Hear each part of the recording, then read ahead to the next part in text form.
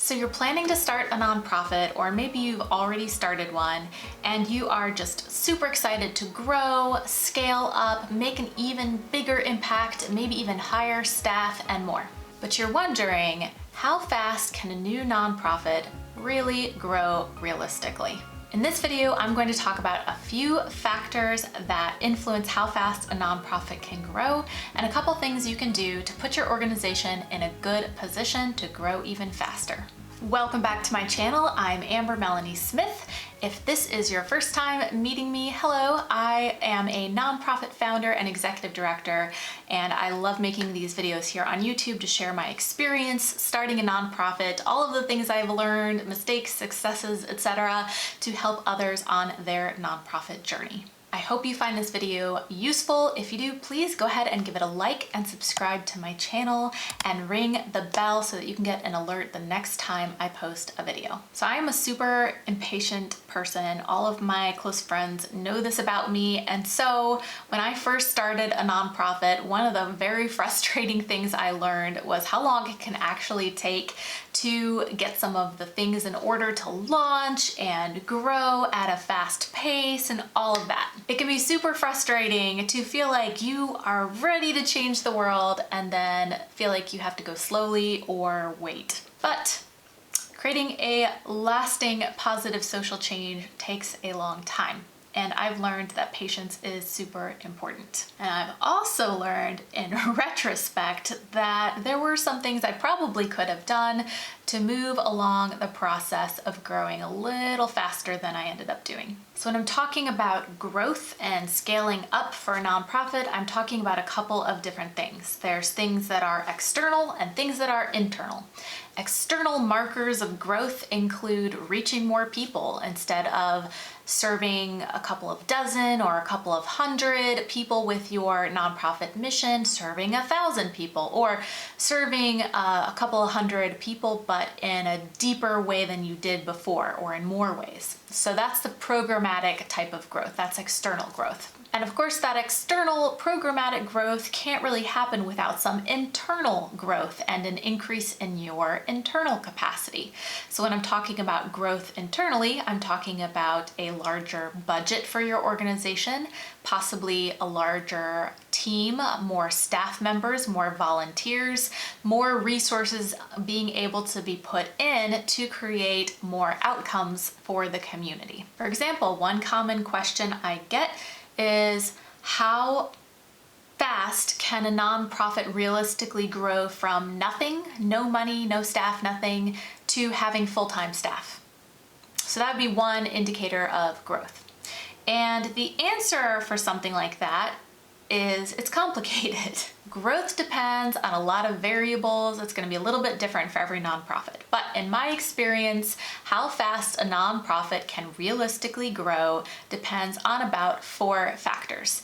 And I have seen organizations grow much faster than mine did, and slower than mine has grown. And I've been able to look at the different things that they were able to bring to bear at the beginning of their organization's founding that really helped accelerate their progress. So the 4 factors that I'm going to talk about are time, existing funding or resources that you're bringing to the table, your social capital or how many connections you have in the community when you start, and finally, the skills and experience that you're bringing to the new nonprofit. So talking about time, this is obviously how much time can you and your fellow board members or your volunteers, how much time can you realistically commit to helping get everything you need for the organization to successfully get off the ground and then grow in the first couple of years. It's pretty common sense that the more time you put into this, the faster it's going to happen. But obviously that's not realistic for everybody.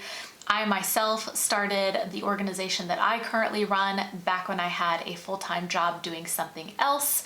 And I know that once I was able to put full-time hours into the organization, we grew way faster. So when folks are starting out, most often you're going to be an unpaid volunteer and your board members are going to be unpaid volunteers. How much time outside of their jobs, their family lives, etc., are they going to be able to put in each week in order to establish the organization and get it off the ground? One thing you can do to hopefully accelerate the process if you yourself don't have a lot of time each week to invest in growing the organization is to instead divert your attention and energy to managing a group of very effective volunteers. So recruiting the right volunteers with the right skill sets, breaking down activities that they can do to support your organization into small, manageable tasks, and then spend your time that you would have spent doing all those tasks yourself instead on managing those folks so that each one of them can complete different tasks for the organization as you go. There's definitely a skill involved in effective volunteer management, which I'm sure I'll talk about in other YouTube videos at some point, but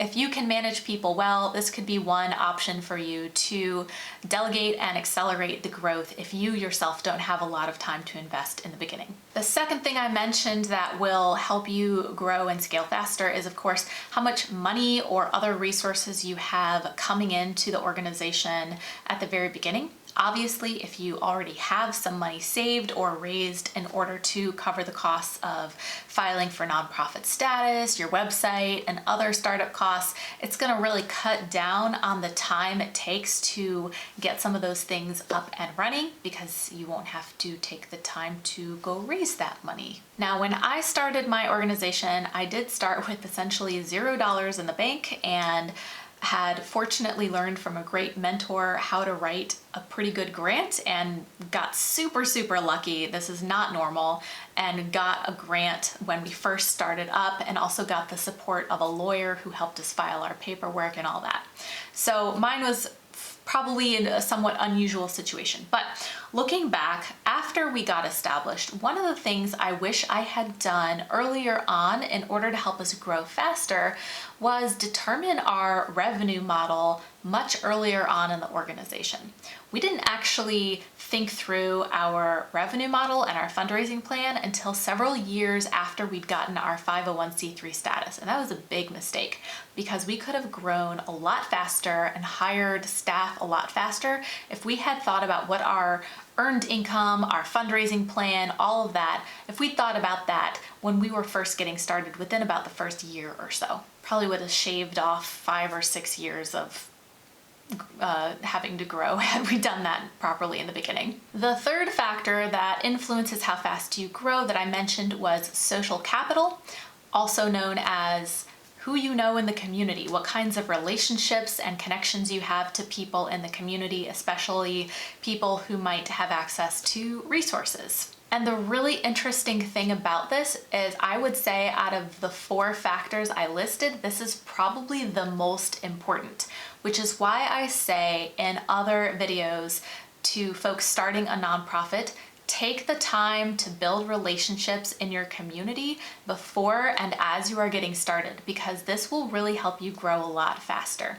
You never know who you're going to talk to who works at a company that is looking for nonprofits to sponsor, or who is volunteering with a group of people who are really interested in your specific cause. You just don't know who you're gonna meet. So if you don't already have a lot of connections in the community, taking the time to build those connections by going to networking meetings and introducing yourself to people and offering to present to different groups, this can really help go a long way in how fast you grow. And start where you are. Even people in your everyday life, your friends, your family, your coworkers, people who go to the same place of faith that you go to, all of these are your foundation for your community network that will eventually be able to support and be interested in your cause. And the fourth thing that I mentioned that can help influence how fast you grow is what experiences or skill sets you're bringing to the table. There are certain skills that if you have them, you will move a lot more quickly in the process of starting and running a nonprofit. People who have worked in the nonprofit sphere before, or have had exposure to it, or have started a business or been part of the business world might have some of the skill sets that will transfer over and help you cut down on the time it would have taken you to learn these skills. So some of these skills include marketing, social media, storytelling, fundraising, sales might help you with fundraising, organizational governance, program delivery. So if you have any background in social work or logistics or working with health agencies, you might have some understanding of that. And very crucially, the ability to manage a team of other people. If you don't have these skill sets, you can learn them for sure. I learned several of these skill sets. I definitely did not know probably most of the things I just described when I was first starting out, but I cared enough about my cause to go invest the time and learn these things, or recruit someone else with the expertise so that they can complement the skill sets that I had. I would love to hear from you at this point. Where are you in your nonprofit journey? What are some of your ideas for getting people and resources to the table in order to help your organization get off the ground and grow? Share in the comments below. I also want to share that if you are looking for more support in starting a nonprofit, I will be launching my Nonprofit Founder to Full-Time Academy pretty soon here, and it will include different trainings and courses and materials on how to go from basically nothing or an idea in your head to an official nonprofit, how to develop a fundraising plan, how to recruit a board of directors, and more. So be sure to check out my website. The link is in the video description below, and if you're interested, let me know. I hope you found this useful. Once again, my name is Amber Melanie Smith. Don't forget to like this video and subscribe to my channel and ring the bell and all that good stuff. Finally, if you are on Facebook, check out my group, Change the World or Bust, where myself and like 1,000 other people around the world who are interested in making a difference are all there, encouraging each other, asking each other questions, all sorts of things. It's a good time. So come on, check that out. Check that out. So thank you again, and I hope to see you next time.